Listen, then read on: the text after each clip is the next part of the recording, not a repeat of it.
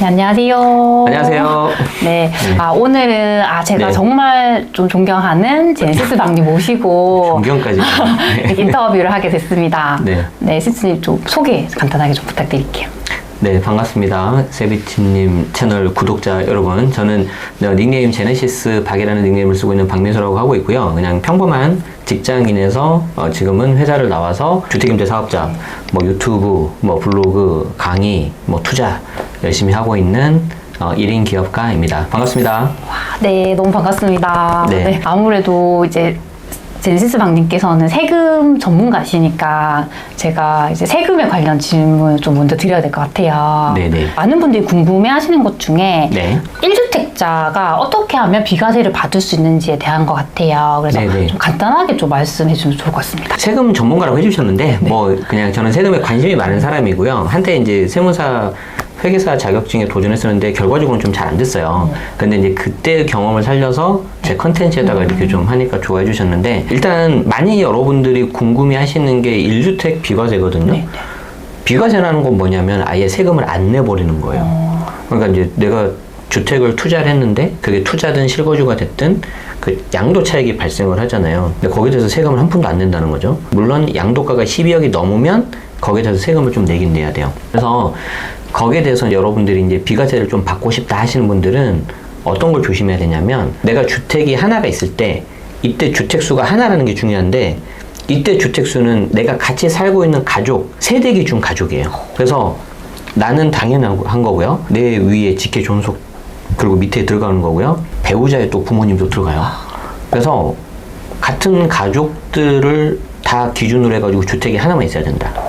그리고 이때 가족은 주민등록상 기준이 아니라 같이 살고 있는. 근데 주민등록은 분리가 됐어요. 근데 실제는 같이 살아. 근데 그 같이 사는 가족 중에 내가 갖고 있는 주택 말고 다른 주택이 있어요. 그럼 벌써 1주택이 아니에요.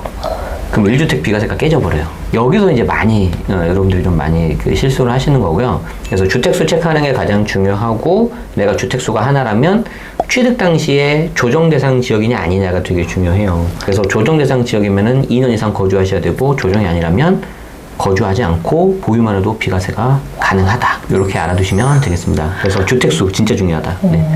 그러니까 이게 다 비과세를 받아야지라고 생각은 하는데 어떻게 네. 받는지를 잘 모르는 분들도 많더라고요. 네네. 이렇게 설명해 주시니까 되게 도움이 많이 될 것 같아요. 그리고 이제 조금 더 알려드리자면은, 내가 비과세 판단은 항상 양도 당시로 하거든요. 그러니까 파는 그때 주택수가 하나면 되는 거예요. 물론 이제 그 전에 미리 세대 분리를 하거나 주택수를 좀 줄이거나 미리미리 하면 좋은데, 뭐 언제까지는 해야 된다 뭐 이런 건 없어요. 그렇지만 좀 넉넉하게 뭐 한 3개월, 6개월 전에 미리미리 하시라고 좀 말씀드리고 싶네요. 제가 네. 아까 뭐 1주택 비과세에 대해서 여쭤봤잖아요. 네, 그러면 이제 시스님 생각에는 네. 정말 1주택 비과세를 꼭 받아야 할까? 아니면 2주택자가 돼도 될까? 좀 그런 생각에 대해서 좀 말씀 주시면 좋을 것 같아요. 일단은 이거는 뭐 완전 딱 정답은 없어요. 정답은 없기 때문에 좀 사고의 생각을 좀 유연하게 하면 좋겠다. 무슨 말이냐면, 어떤 경우에는 비과세가 옳지만 어떤 경우에는 비과세를 안 받아도 된다는 거예요. 여러분들 스스로에 대한 어떤 투자 전략, 그리고 성향에 대해서 좀 고민해 보실 필요가 있어요. 나는 좀 안정지향적으로 하고 너무 개수가 늘어나는 게 싫다. 게다가 지금 분위기 안 좋잖아요. 네. 그래서 이런 경우에는 조금 더 안전하게 하고 싶다 하시는 분들은 1주택 비과세 받는 게 좋죠. 그런데 잘 생각해보면, 우리 1세대 1주택 비과세 하는데, 예를 들어서 내가 5억의 집을 샀는데 8억이 됐다고 해볼까요? 3억이나 올랐잖아. 많이 올랐죠. 이때 세금이 얼마 나오냐면 대략 한 1억 가까이 나와요. 그러니까 이 1억을 내가 비과세를 받아보내면 세이브가 되는 거죠. 꽤 큰 금액이죠. 근데 반대로 한 5천만 원 올랐다고 할까요? 그럼 이게 한 1,000만 원 정도 내가 세이브가 되는 거기 때문에, 이 1,000만 원을 내가 세이브하려고 1주택 비과세에 집착하다 보면 더 좋은 기회를 놓칠 수가 있어요. 예를 들어서 내가 1번 주택에 있는 상태에서 얘가 잘 안 올랐어. 5천만 원밖에 안 올랐어. 하나를 더 사버리는 거예요. 나 하나를 더 사서 끌고 가면 얘가 좀 많이 오를 것 같아. 그러면 나는 2주택이니까 일단 비과세가 안 되잖아요. 근데 나는 1번 주택에서 거주를 하니까 일단 실거주 문제를 해결해버리고 투자용으로 2번을 살 수가 있잖아요. 그런 경우라면은 오히려 2주택을 가는 것도 하나의 방법이 될 수 있겠다. 그런데 내가 갖고 있는 물건이 좀 똘똘하고 양도 차익이 크다. 그러면 이거는 좀 비과세를 받으시는 게 좋죠.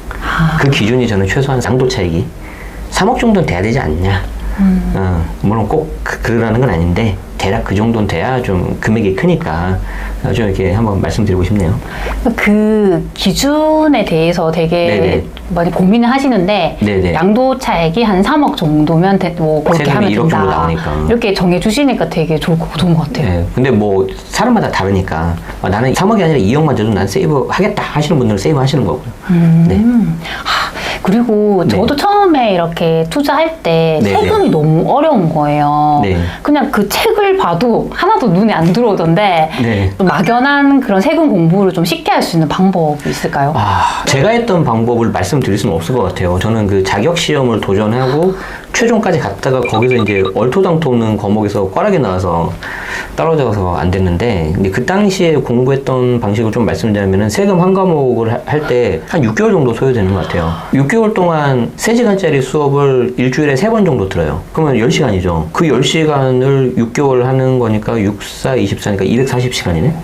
못해요, 여러분들은 그거. 그렇게 하시면 안 되고, 여러분들은 어떻게 하셔야 되냐면, 일단 시중에 있는 책 중에서 책이 좋은 것 같아. 책 중에서 좀 이렇게 정리가 잘 되어 있는 거, 마음에 드는 거, 내가 좀 보기 편한 거를 좀 보시면 좋을 것 같아요. 지금 아마 시중에 나와 있는 책 중에 우리 그 트위스님이라고 계시는데, 최한규 세무사님하고 작성하신 그 부동산 절세 기술, 그 책이 그래도 되게 정리가 잘 되어 있으니까 그 책 보셔도 되고, 저도 지금 개정판 열심히 쓰고 있거든요. 그거 나오면 한번 참고해 주시고요. 그리고 다른 분들도 책이 있으니까 서점에 가셔서 쭉 보시다가 이게 좀 괜찮은 것 같다 라고 하시면 하나 일단 보셔서 체계를 빨리 잡으세요. 그래서 그 책을 한 3번 정도? 처음에는 빠르게 통독, 그 다음에 약간 자세하게, 그리고 또 한 번 통독하면은 얼추 뼈대가 잡힐 거다. 그런데 거기서 끝내는 게 아니에요. 아시겠지만 세금이 계속 변하잖아요. 그러니까 이게 우리를 너무 힘들게 하는 거거든요. 그래서 매번 변할 때마다 새 책을 사는 게 좀 부담될 수 있잖아요. 그래서 제가 운영하는 뭐 유튜브라든지 다른 분들도 마찬가지고 아니면 블로그라든지 그런 식으로 해서 계속 업데이트를 하셔야 됩니다. 근데 체계가 없는 상태에서 업데이트를 하면 약간 이게 되게 중구난방이 돼요. 머릿속이 막 짬뽕이 되고. 그래서 되게 많이 헷갈리거든요. 그래서 처음에는 조금 힘드시더라도 책을 통해서 체계를 잡고, 만약에 가능하다면 온라인이든 오프라인이든 뭐 단기 특강 있죠. 그걸 좀 쭉 빨리 들어가지고 뼈대를 잡는 게 중요하다. 그리고 저도 이제 투자 시작할 때 그 세금이 제일 어려웠던 것 같아요. 근데 저는 이제 젠시스방님 채널, 책 이거 보면서 되게 도움 많이 받았고요. 확실하게 또 체계를 잡았던 게 그때 정규 강의. 네, 그거 한번 쫙 듣고 나니까 이제 양도세, 취득세 뭐 이런 거 쫙 이제 개념이 잡히더라고요. 그리고 요즘에는 계속 뭐 정책 바뀌실 때마다 채널에 올려주시잖아요.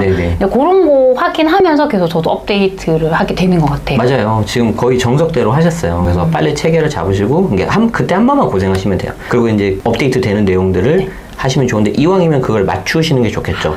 책에 있는 저자와 뒤에 업데이트 되는 거를 좀 싱크를 맞추면은 이렇게 좀 용어라든가 그런 게 비슷하게 나오니까. 그리고 제가 최근에 놀라운 걸 하나 들었는데, 저는 이제 항상 이런 거를 채널에서도 하고 강의도 하니까 아까 말씀드린 뭐 세대분리라든지 1주택 비과세, 저는 항상 하는 말이니까 야 이걸 또 말해도 되나? 라고 막 느낄 때가 있어요. 근데 우리 수강생분들한테 물어보니까 계속 말을 해달래요. 왜요? 그랬더니 들을 때마다 새롭대. 그래서 이게 계속 반복학습이 필요하구나. 저도 그래요.